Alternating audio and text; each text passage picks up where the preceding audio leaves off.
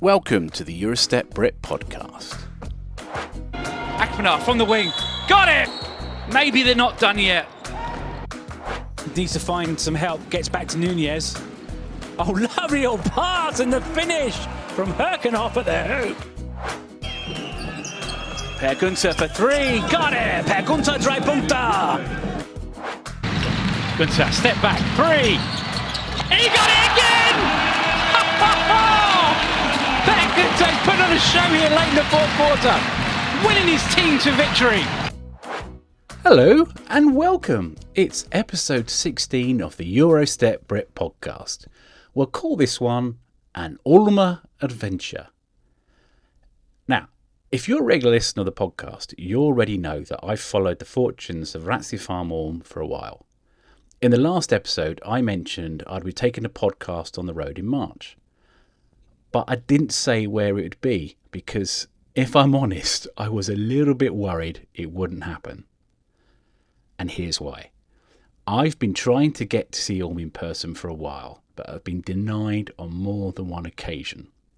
One time I'd arranged to take the Eurostar and go see Ulm play a Euro Cup game in Paris, only to have to cancel it due to COVID travel restrictions. Previous attempts to see Ulm either at home or on the road were cancelled in the planning stages for work reasons. When you're self-employed, you've got to get the work where you can. And even when I didn't plan it, the odds went against me. One year, I was on holiday in Berlin on the trip I'd booked quite a few months before. Now, had Ulm progressed through the playoffs, they would have been facing Alba in Berlin at the time I was there. You can guess what happened. Ulm had gone out in the previous round. And again, if you're a regular listener, you already know how disappointed I was when the London Lions never got drawn against Ulm in Euro Cup. 2 seasons, never in the Lions group, and didn't even meet in the playoffs. Even this trip wasn't the one I'd originally planned. I'd actually wanted to go see the game against Alba Berlin at the beginning of March. But I had to postpone that because of a work opportunity that I just couldn't afford to turn down. Thankfully, it would only be a brief postponement, and I could make the game against Frankfurt. Now, when I got off the train at Ulm Hauptbahnhof the other week, I don't mind admitting that I stopped for a moment, sort of looked round, made sure no one was looking my way, and went, yes! It was just a relief that after a number of failed attempts, I was finally in Ulm and going to see the team play. And before I get on to recalling the weekend and bring you some interviews from it, I just want to quickly share this. After I'd walked to my hotel, it must have taken me at least 20 minutes to check in and get to my room. There wasn't a problem, far from it. It's just that while I was checking in, I mentioned I was there to see the basketball. And it turned out the person on duty behind the desk was a big Panathinaikos fan who also goes to see Ulm games now and again. And it turned into a long, great, enjoyable conversation about basketball and last year's EuroLeague Final Four, which, of course, Panathinaikos won. It's just as well that no one else needed to check in during that time. Anyhow, back to story. And the following morning, I took a bus over to the Orange campus in Neu-Ulm. My original plan was to visit the club shop there and see if I could add something to my Ratiopharm Ulm collection. Early in the week, I'd been speaking to sporting director Thorsten Leibenath, and he asked if I would be interested in a tour of the campus while I was there. And of course, I wasn't going to say no to that. And I'm so glad I did say yes, because the Orange campus impressed me. Not only is it a practice facility set up to look after their BBL team, but their main indoor court is also the home venue for their Junior Pro B team. And the campus even recently hosted a round of the Next Gen EuroLeague tournament. To find out a little bit more about it, I thought it would be good to get Thorsten back on the podcast. This interview with Thorsten you're about to hear wasn't recorded while I was in Germany. This is the one we did after I turned home. And that's because of my old friend, the technical gremlin, which ruined the audio on the original interview. I really need to start getting some sponsorship for this podcast. This is now the second microphone I've broken. I don't think I've even been going 6 months. There you go. Such is. Anyhow, the interview. Without further ado, let's get to it. Thorsten, it's great to have you back on again. Apologies for the previous interview corrupting, meaning we had to do this again. But I just want to say how much I enjoyed that tour of the campus. And before we get into talking about it, I'd just like to ask you, what was it like for Ulm before you built this facility? So the sort of places you would train, how often you could train compared to now. Like it wasn't all bad. We like the pro team at least mainly practice in a facility that was used to be a practice gym for the U.S. Army when they had the troops here in New Ulm. At some point, they didn't need that anymore. It was given back to the city, and the city allowed us to use it. But on top of that, all our youth teams they were practicing in school gyms and sharing practice times with other sports. So we're still doing that at times now, but in a way we didn't have a clear home. We didn't go into a facility that we called this is our home. And for logistics, it was super important, but also for our identity. How did the idea to build the Orange campus come about, and how long did it take to go from the idea to completion? I think my bosses had the idea already pretty much right after the cities built the arena.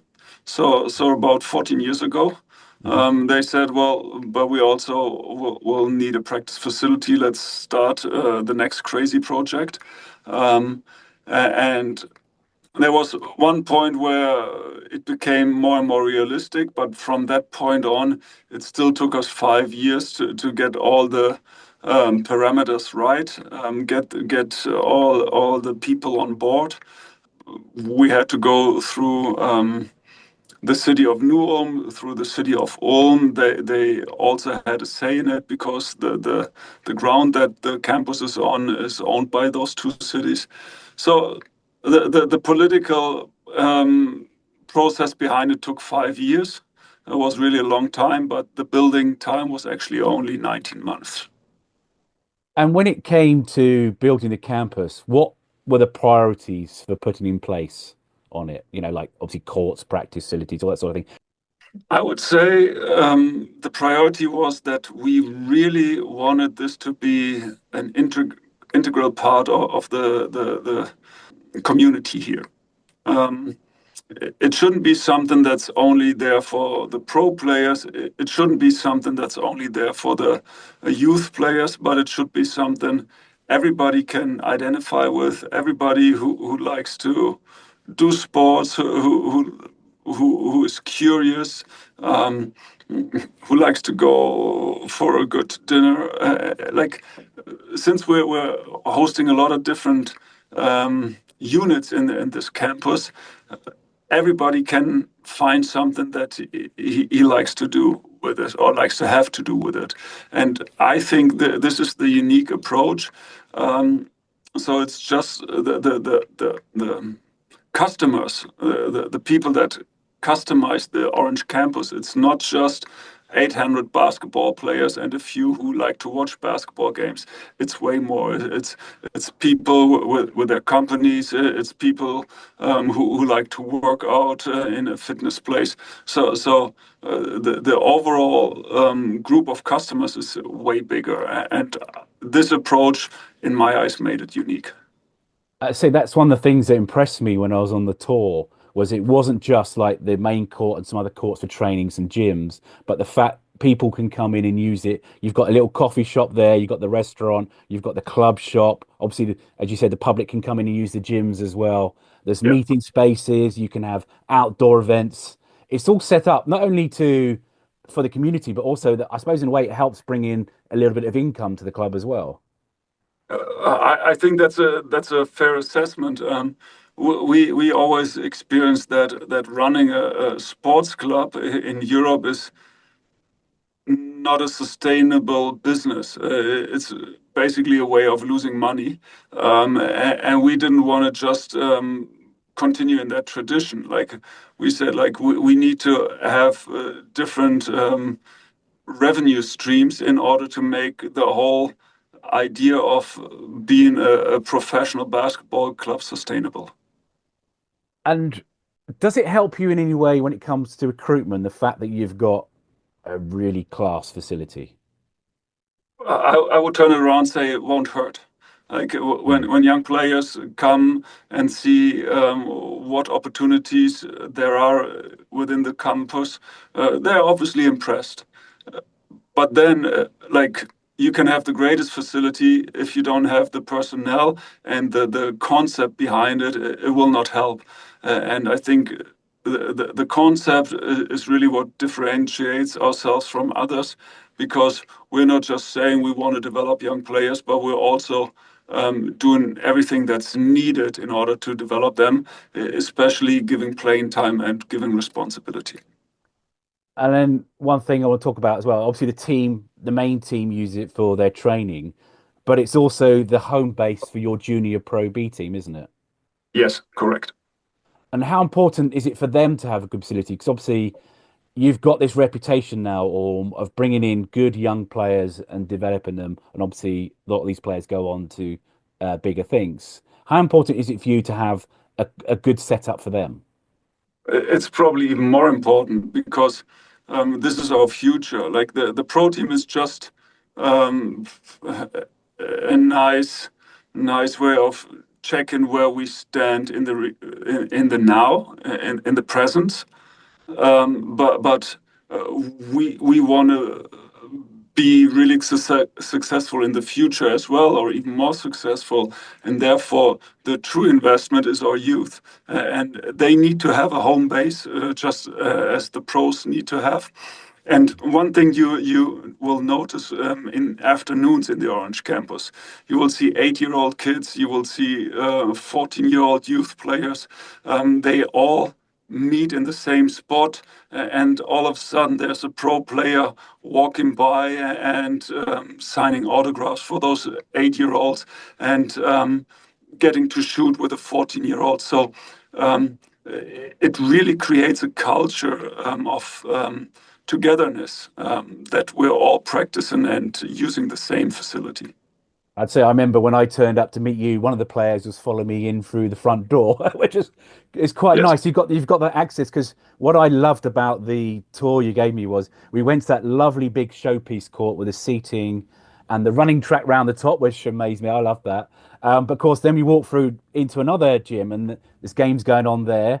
And then we walked through to another gym and there's games going on there. And then the actual physical gyms, gymnasiums that people use, I think there's one on each floor. Is that right? I saw quite a few gyms while I was there. Yes, that is correct. But it's just an amazing facility. And of course, you've got the outdoor courts as well, haven't you? So people can just rock up at any time and shoot hoops, can't they, when the weather's nice? Exactly. Like anybody who works out or plays in the facility, he needs to be registered with our club or be part of the opponent team. But anybody who enjoys shooting hoops can go at any time and play outdoor. So there's no restrictions. You don't have to pay a fee. You just show up and shoot. And usually you find other people who want to do the same. So there's little scrimmages. There's games going on. It's always busy, unless it's raining too bad. Well, I know it rained on Sunday. It really rained on Sunday. I mean, No. the rest of my trip was absolutely fantastic weather. It really was nice. But the one thing I want to ask you is about the obviously kids playing in the other courts. Has the level or the amount of players, junior players, increased since you've built the campus? Yes, big time. But it went in line with our increased efforts to really attract young players coming to basketball. So in the last few years, our section, let's say under 10, has really developed big time. So if I'm not mistaken, at least 300 kids play organized basketball, and they're all younger than 10 or 10 or younger. So is the campus basically in use every single day? Yes, yes. Right. And what's the youngest? You said under 10s there. Is that the youngest age group you start them at, or can you? Well, we start in the age of 3 or 4. I'm not 100% sure. I think when you're 3, you can sign up already. And let's be honest, it doesn't really have to do with basketball, but a lot of kids love to be associated with that basketball club. So they show up for a workout that obviously includes a lot of fun, coordination, getting used to catching a ball, getting used to catching teammates while running. So it's a playful little practice, and it simply prepares kids for future basketball practices. And then the last thing on that, obviously, now visited Ulm and Neu-Ulm. They are two small cities. Since you've built the campus, are you drawing in more kids and players from surrounding areas? Like your footprint is increasing? Or? I would say that this is a normal procedure when you'll have more success. So in the last 2 years, if I'm not mistaken, or no, it might be 3 years, we won 2 German championships in the youth section as well. We won the German championship with our pro team. So there has been increased success lately, and yes, I think that attracts more and more players from the area that feels like I would love to play for this club. I think the coaches are good, the infrastructure is good. I think that's a logical process. So, Thorsten, it's been absolutely wonderful to get you back on the podcast again today. Thank you so much for the tour of the facility. I absolutely loved it. What you've done, the size of it, the way it interacts with the community and for the team and for the junior team, you know, even the outdoor courts anyone can use. It's really, really class facility. Like I said, thank you so much for joining us again today. And I wish you and Ulm the best for the rest of the season. And hopefully I'll be out there again soon. Who knows? No, thanks for having me a second time on your podcast. It's a pleasure. Without a doubt, on my side, love interacting with people I know from a long time when I was working in Scotland.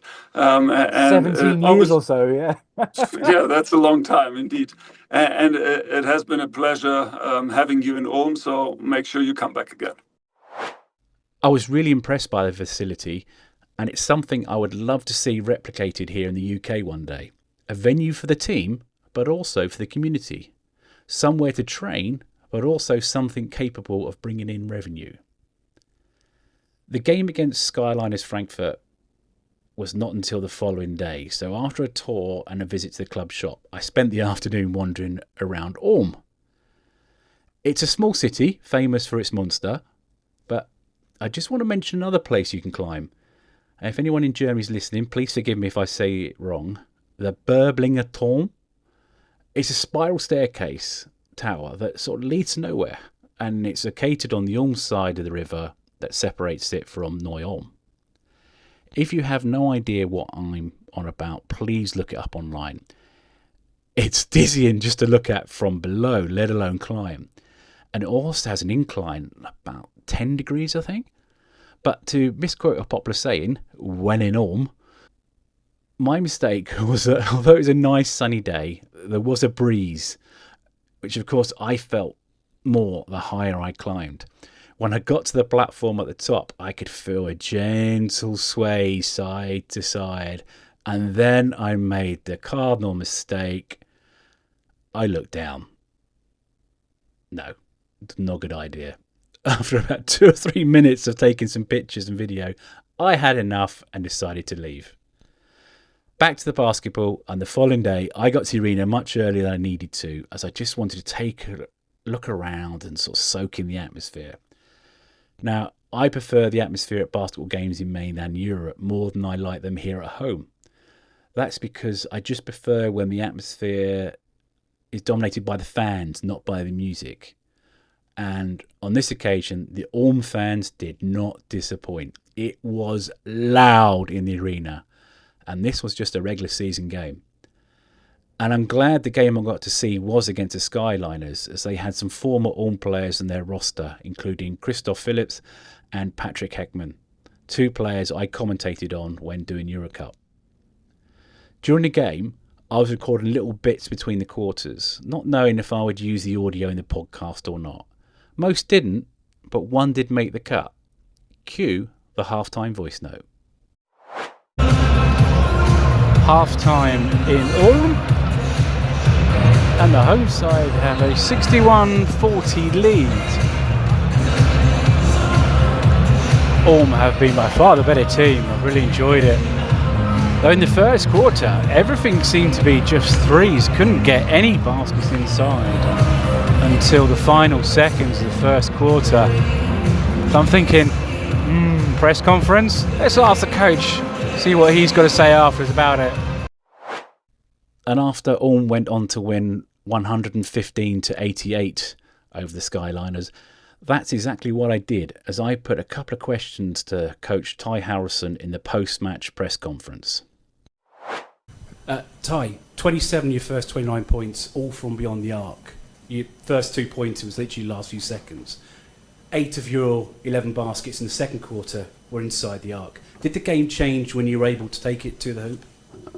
Well, yes. I mean, again, we were trading baskets a little bit, but the 3-point percentage being higher than the 2-point percentage is kind of a amazing thing. The way we shot the ball. I didn't realize it until you said it that we hit 9 threes, I guess, in the first quarter. Then, right? Yeah, first 20 seconds. Yeah. I didn't realize that until you said it. But the thing is, you can't settle for that the whole game, and we did a good job of attacking the basket, and I guess getting a better balance as the game went along. And how pleased you were with the defense tonight? Because sometimes you force turnovers, able to get baskets in the fast break. Yeah, I mean, that was great. In the first quarter, not very satisfied. To me, 24 is too many, and we had this problem in Frankfurt. Like we traded baskets the whole game, and then we lost in the end, trading baskets basically. So that game was in the mid 80s. This was a worry. We want to hold teams to under 20 and a quarter a couple of times. We were able to do that in the second and third quarter. So. Yeah, the trading the baskets, also the defense. I think our intensity and our activity was really good today. We didn't play on our heels, but you got to give credit to them too, because they're still scoring the basketball. After the press conference concluded, I chatted with Ty as he was leaving and asked, would it be possible to do a short interview for the podcast at some point, either before I left for home or even online sometime?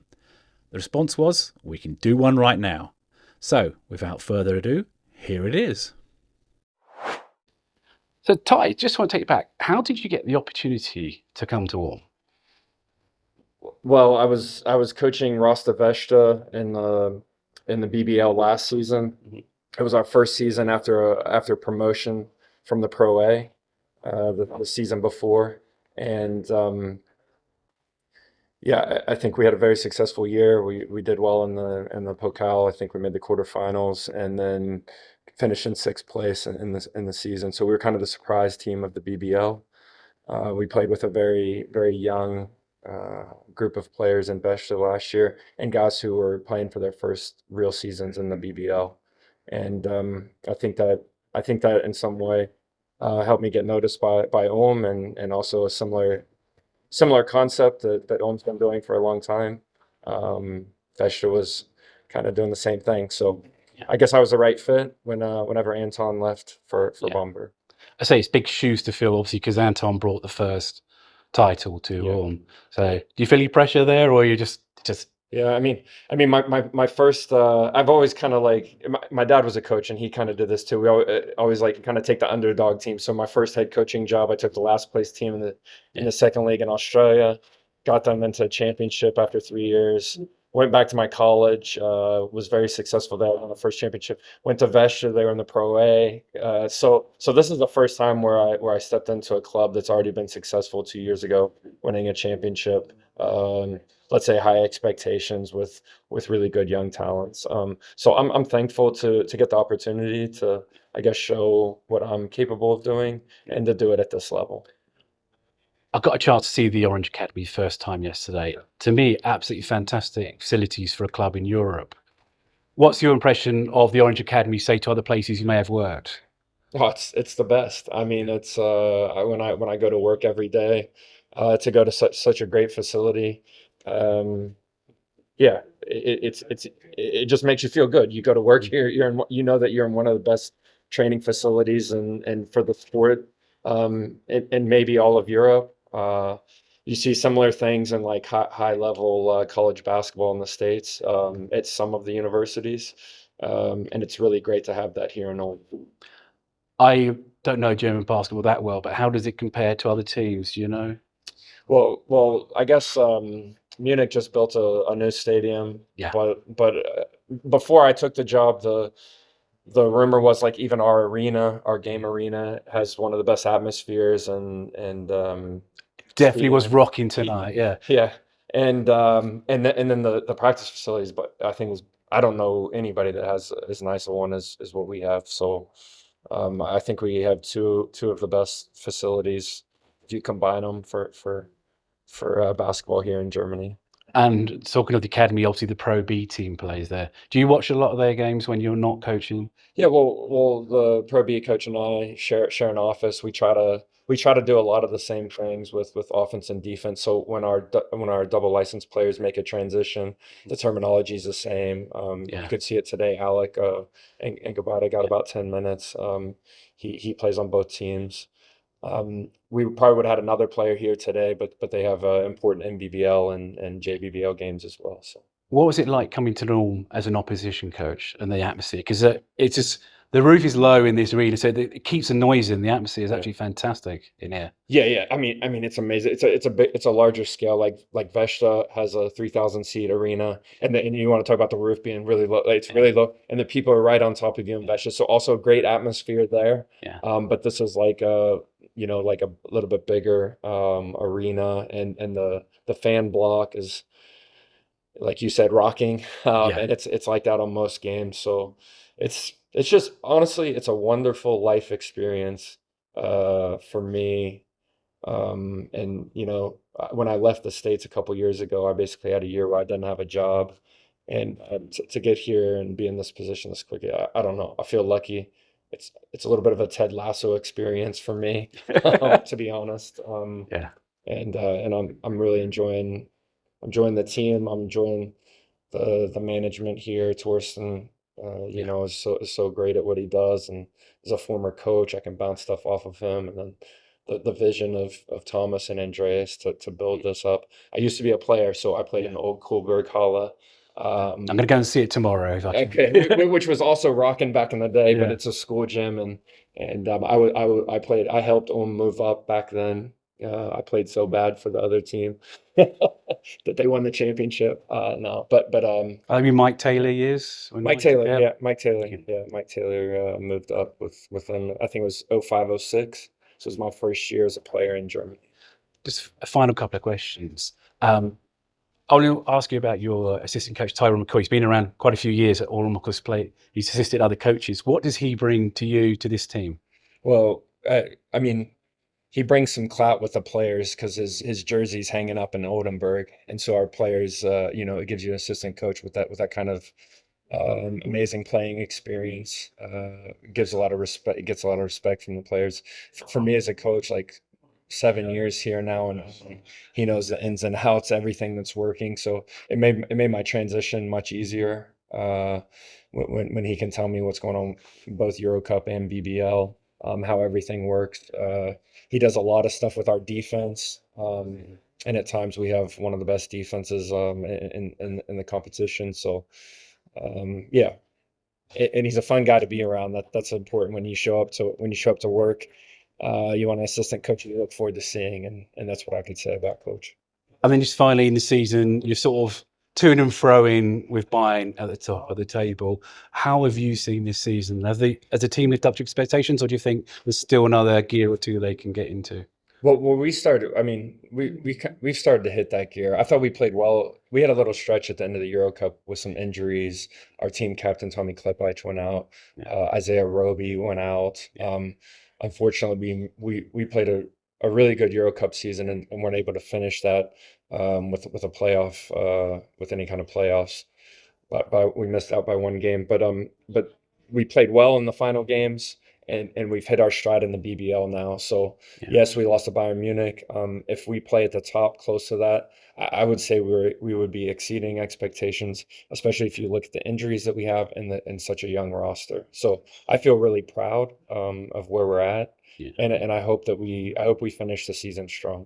I will ask one final question then. After that Bayern loss, is that the perfect response for you tonight? No, absolutely. I mean, we felt like we had really bad spacing against Bayern Munich. We didn't shoot the ball well. We had turnovers. I mean, you have to give Bayern Munich some credit to the quality of the competition and playing on the road. But we've played better offense, and we just couldn't get the offense going last game. And today you could see that everything was kind of clicking and firing on all cylinders.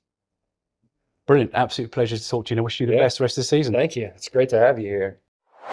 At this point, most of the team had departed for the evening, but I was offered the chance to speak to a player if I wanted to. I just had no idea who it'd be. They just had to see who was still there. That player turned out to be Justinian Jessup, an American guard in his first full season with Ulm, who prior to joining Ratiopharm had played in New Zealand, Australia and Spain.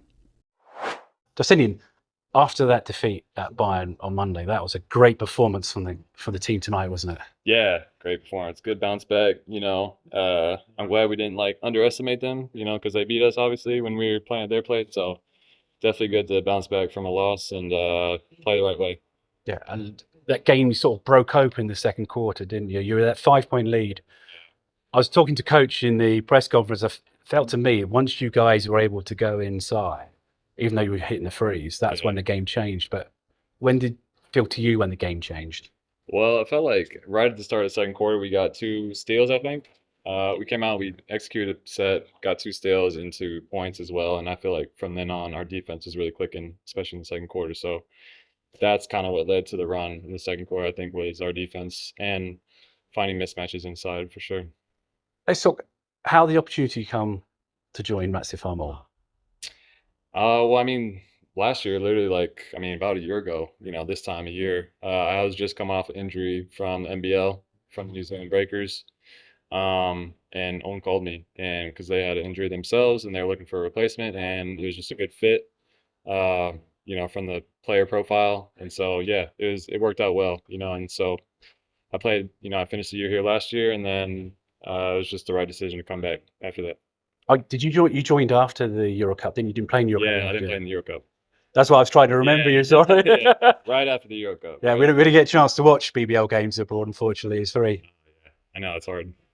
How have you found life in Ulm itself? Obviously, Ulm is a smaller city compared to the rest of Germany. What's it been like for you? Do you like that sort of small city mentality? To be honest, I was a little worried when I was coming from New Zealand. I was looking on the map. I was like, dang, this place looks tiny, But I got here. I'm like, okay, this is actually pretty nice. Everything's really close, which I appreciate. And I think, I'm more naturally drawn towards cities that are a little smaller, not massive. And so, the town is great. I love where I live. And so, Ulm's been a really good experience off the court for me as well. I want to quickly ask you about the Orange campus. I visited the first time yesterday. Now, for facilities in Europe, to me, I'm very, very impressed. What did you make of it when you first? Yeah, no, it feels like a, close to an MBA type thing, and for sure high level college. So, yeah, I mean, that totally makes coming to work, way easier every day, and you're in a facility like that and you're getting taken care of, and, so it's top of the line for sure. What's it like playing this team? Obviously, you've got a great eclectic mix of teammates, I should say. Guys always capable of doing different things. Yeah. What's it like on this roster for you? For me, it's great. I feel like we got a great balance of scoring, athleticism, shooting. Coach has done a great job getting us to play together. So to be honest, I'm feeling really good about the year so far and the trajectory we're on. We got some things to just continue to improve on like any other team, but compared to this point last year, I'm feeling pretty good about where we are. And then I will ask one final question. Obviously, you still got a little way to go in the regular season as such, but you sort of eye on those playoffs now after last year? I think, I don't know. I think so. Obviously we're got the top of the ladder, playing good ball. I think we're just trying to take it one game at a time and secure the playoffs first and foremost, And so, yeah, but I think when that time comes, we'll be ready to be playing our best basketball. Brilliant. Well, thank you. It's nice to meet you, and I wish you the best of the rest of the season. I appreciate it. Okay, so here ends my Uuulmer adventure episode. My thanks to Justinian Jessup, head coach Ty Harrelson, and sporting director Thorsten Leibenath, and also everyone else I met from the club who made me feel so welcome during my time there. I've only been back a few days, and I already want to return. If you're listening to this podcast outside of Germany and ever find yourself there during the season, go see a BBL game. It's a really good league that deserves a bigger audience. As always, anything you can do to help share and promote the podcast would be appreciated. But for now, until the next time, my name's Niall Gray. Thanks for listening. You've been listening to the Eurostep Brit podcast, a hoops and hockey production.